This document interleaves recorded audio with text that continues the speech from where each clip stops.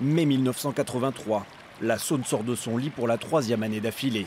Une crue liée à des pluies exceptionnelles. En Bourgogne, on enregistre 4 fois les valeurs habituelles. En ce début de printemps, les agriculteurs sont particulièrement touchés. 90% des récoltes sont détruites. Le bilan des pertes s'élève à 210 millions d'euros.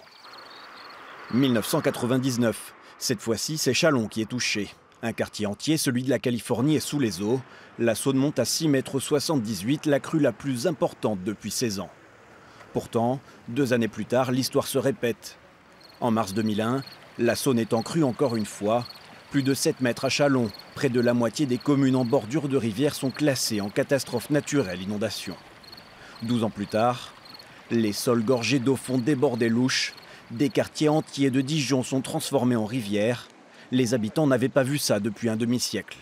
Reste qu'il va peut-être falloir s'habituer à ces phénomènes autrefois exceptionnels. Selon les chercheurs, le risque d'inondation est directement lié au réchauffement climatique.